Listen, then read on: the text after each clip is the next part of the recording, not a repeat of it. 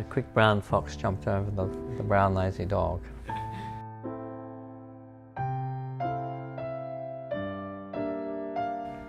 Alright, I thought we'd keep the Talking Cycling series going, and this is the first time we've revisited anyone. In other words, I've already spoken with Michael Drapac, and I'll link the original interview in the comments below, so that you can have a look at that. But we covered a lot of territory when we spoke in October of 2016. Do you remember that? Do you remember that interview? That was in Sydney. I can't remember the content of it. It's a long time ago. I'd just written an open letter to Cycling Australia. Now I have some recollection. Yes. So we covered those themes. We don't need to go over old territory. But since then, you've become we're a co-title sponsor of a World Tour team, and our team that's gone through quite a lot of movement in the last couple of months. Very exciting times. It's very exciting times. Well, it's exciting to still, that we sort of resurrected ourselves because things were looking a little bit grim at one stage. And it's very exciting to be involved with a group like Education First.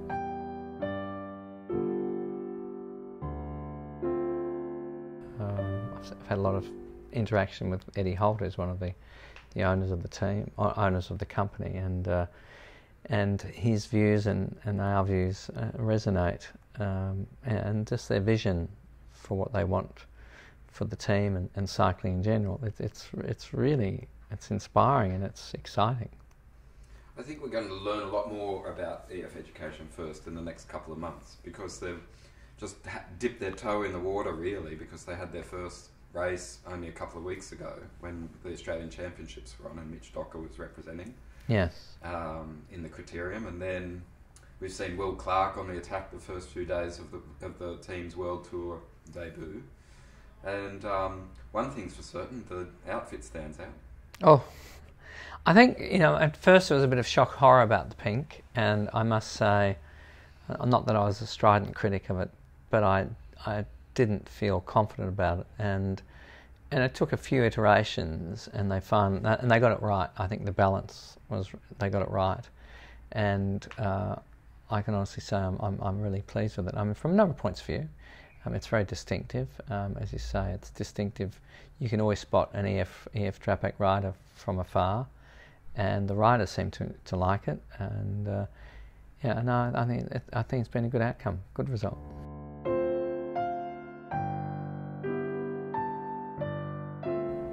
You've been a big fan of Brendan Canty and a couple of others that have been on the roster. How are you seeing the Tour Down Under, and is it does it make you hark back to the difficult days of trying to get Drapac in as a wild card? That's a sore topic because it goes back to 2007, and I best not open that wound.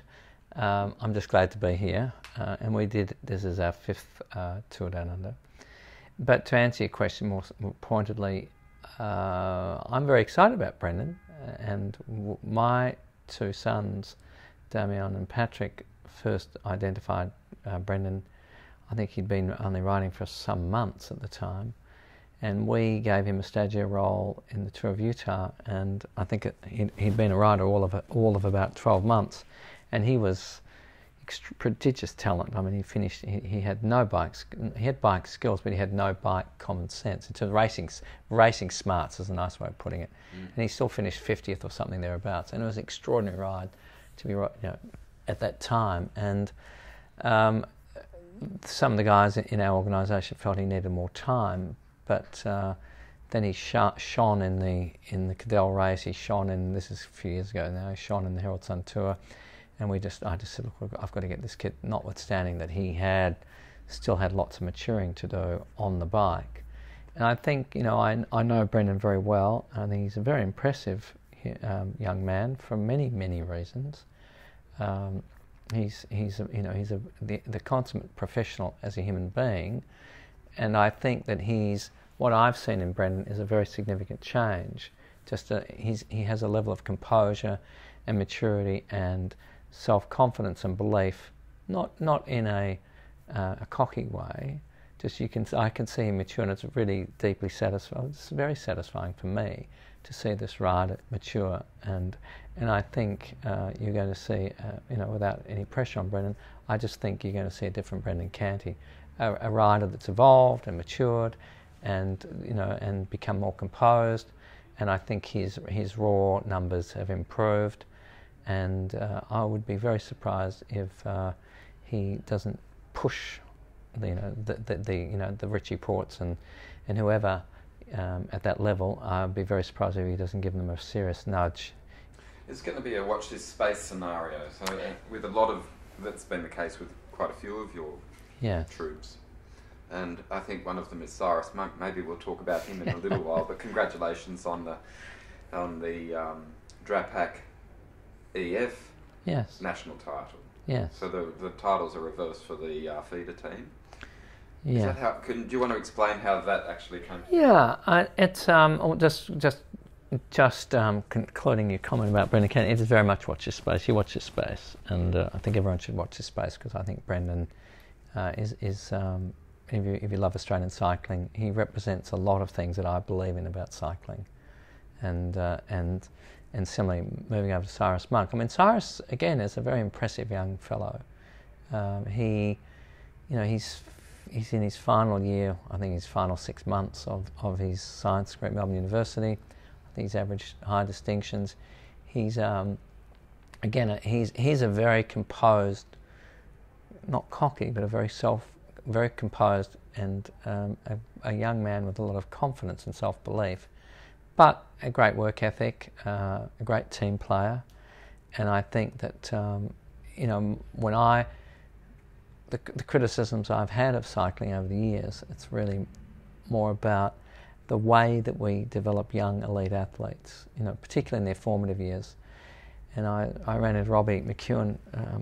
I know Robbie quite well, but I wanted to remind him what he said to me about 15 years ago, and he said it to me repeatedly. And I was telling someone about it. I said Robbie was one of the ones that really seeded my philosophy in a lot of ways, because he used to say, and several times he said to me, because he wrote for me in a Criterium series, he said, young riders, young Australian boys shouldn't go overseas until they're 21, and if they do, he said they should only go for a period of 6 weeks, and they shouldn't go anywhere near easily because it breaks their spirit. And he said, and the racing back home is sufficiently adequate for them to develop. And if they've made it by the time they're 21, then they can take the next step.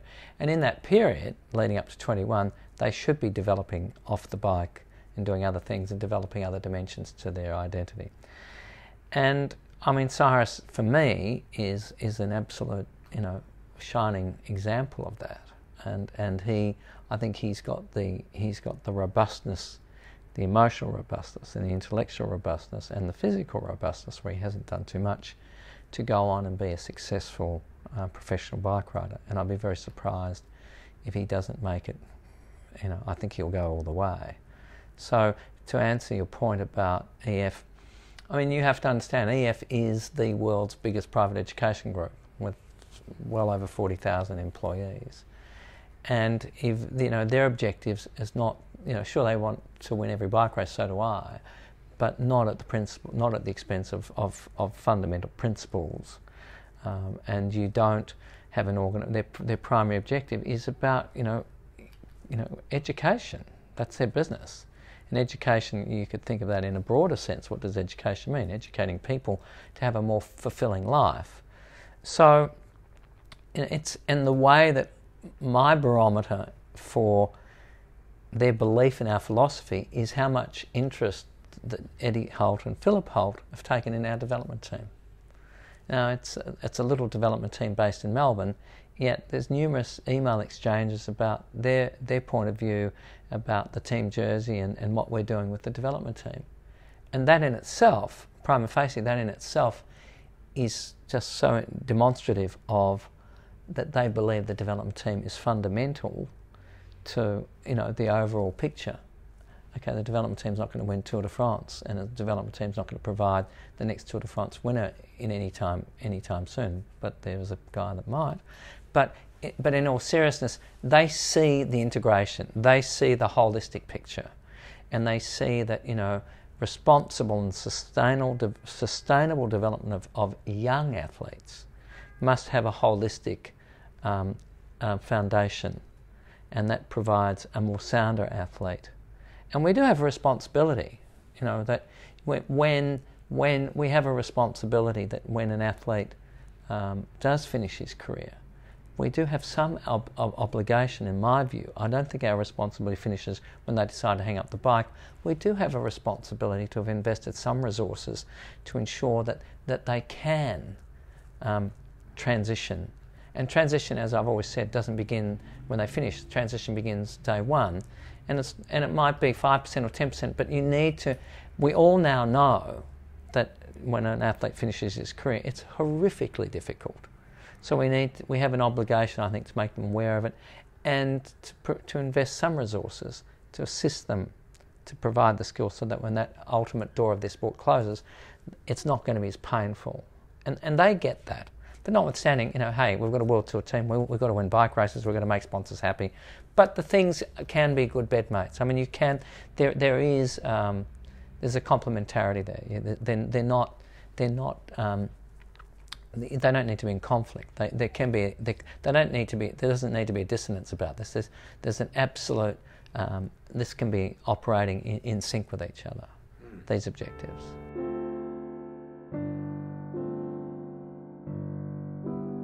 Yeah.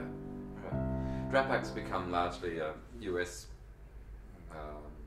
headquartered company. So you're an Australian company with a US base. Is that correct? Yes. Okay. Yeah. And the team is registered. Your World Tour team is registered US. Yes. And I guess it's just me pointing that out because you have done so much for Australian cycling over the years, and it's when we did the previous interview, we talked about the potential of you just taking your bat and ball and taking your money out of Australian cycling and putting it into American cycling. It's not like that at all. It's actually with the development team and with your inclusion of all of the Australians on the roster of the World Tour team, it's pretty obvious that you're continuing to put your money where your mouth is. Yeah, I think, Rob, it's. I believe that there's been significant developments within the powers to be in Cycling Australia, and whilst I was somewhat despondent about things 18 months ago, 18 months ago, I do see a significant improvement in where the sport's going. That doesn't mean I'm still not, dissatisfied with certain elements and aspects, but I do see the sport is changing, and I think culturally it's going to change. So I want to continue to support grassroots development and particularly holistic development, and that's the development team. And I do believe that we're going to give rise to some very good bike riders through this development team over the next couple of years, 2 or 3 years.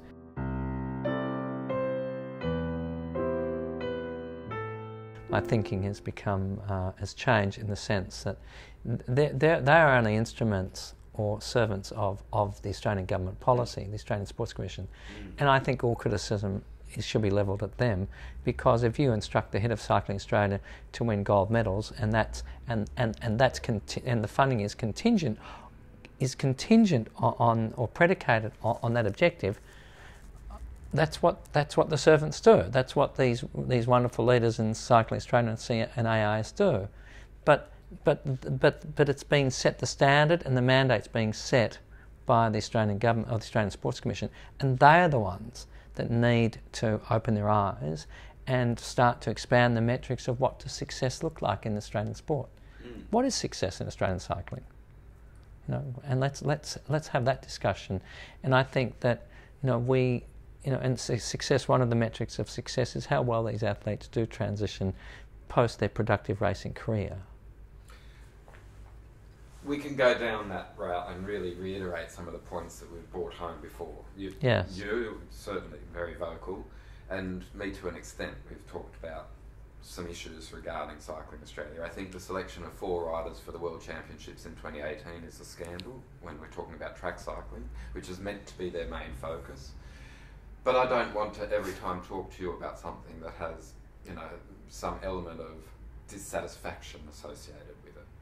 And I think it's important that when we do some interviews, we show the optimist in Michael Drapac, because you are eternally optimistic about what the sport can hold. And I think you're one of the few team owners who would be fully aware of the strengths and weaknesses of every rider on the roster, for example. Yes. Does that make sense? In other words, yes, we can talk about CA and all of their foibles, but let's talk about how you see, for example, another thing which we haven't discussed on camera before, Rigoberto Urán's second place in the Tour de France. I like this interview to be optimistic. Yes, well, well, on that, I'll come to Rigo in a very short moment. But I do think, but even the fact that they've chosen only 4 riders for the World Championships, I can understand why now.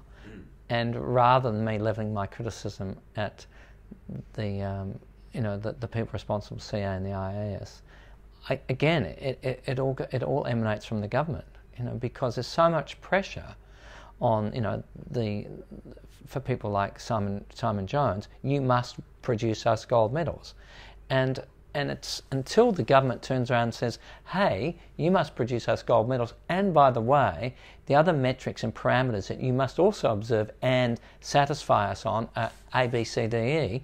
I'm sure Simon Jones and the others will meet those objectives. They're intelligent, capable people. My criticism has probably changed a little bit, and I'm very critical of the Australian Sports Commission, the Australian government. They need to think that the richest man in the cemetery doesn't win, the guy with the most gold medals doesn't win. For God's sake, we're in 2018. Wake up! I don't have any problem with most people in cycling Australia.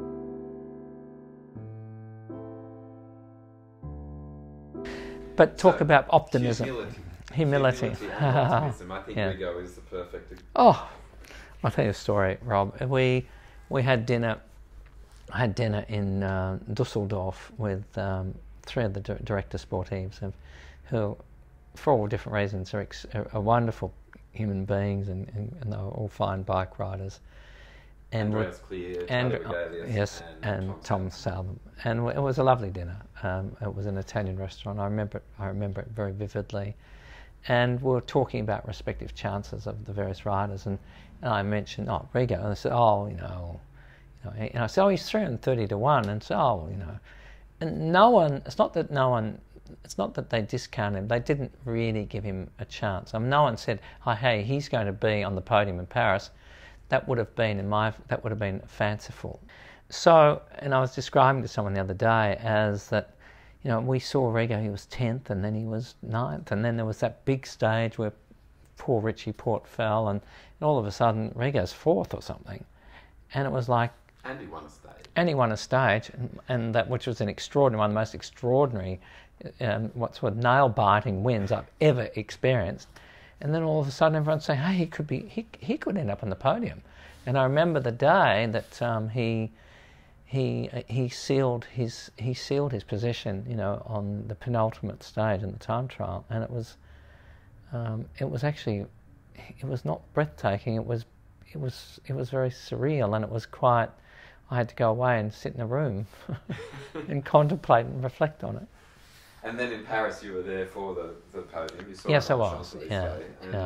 I gather it would be quite emotional, like seeing your logo on the podium of the Tour. Yeah, I mean it was very emotional, and a couple of my kids were there, and my son Sebastian, who went to my first Tour de France with me in 1998 in Dublin, and he was there, and another my son Damien was there. It was very emotional because I would never have contemplated that would be possible. I always aspired to having some representation in the Tour de France one day, but it was a bit of a dream, I suppose. But it was very emotional. It was an extraordinary experience, and I think now because the name Drapac is not, we don't sell more Drapacs because of our involvement in cycling. For me, it's I think the Drapac brand as a brand in cycling represents the sorts of ideas and philosophies which we've discussed over time, and it gives me a lot of pleasure to see EF partner, or I'm partnering with them. They're the bigger brother, But when the two brothers rang me at home one morning at 7 a.m. in the morning in Melbourne, and it was Eddie Holt and Philip Holt, said, oh, okay, and we had a great chat, and to see how they warmed, not just warmed, they resonated and powerfully endorsed what my view of the sporting world was. And I think that the cycling world's going to change very significantly, and we're going to see more teams starting to embrace and adopt these types of ideas. I always say, horse racing. I love horse racing. That's my number one love of all sport. And today, there's the VRC, the Victorian Racing Club. They have a 2% levy on all prize money, and that money goes into a fund for the well-being of the horse post its retirement as a racehorse. And so, a lot of animal sports are more progressive than cycling. But I think I'm really optimistic about where the sport is going, and I'm very excited about my big brother and EF, and I think that Rigoberto Urán. I think magic, miracles happen in life, and things happen. There's a great saying that never crave success, and if you must, pray that it comes in small doses and later in your life. And I feel I would never have understood that when I was younger, and I think that Rigo's quite a bit. He fits that. There's a bit of it befits his story on the bike, and I just think there's. For some reason, I can't rationalise it, but I just believe he's going to win the Tour de France this year.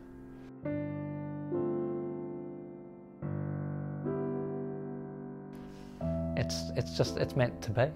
I don't know why.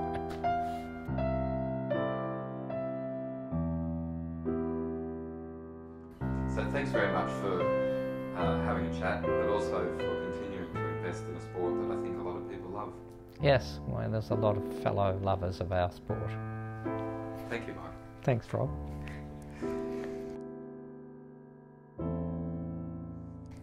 Hope that went okay.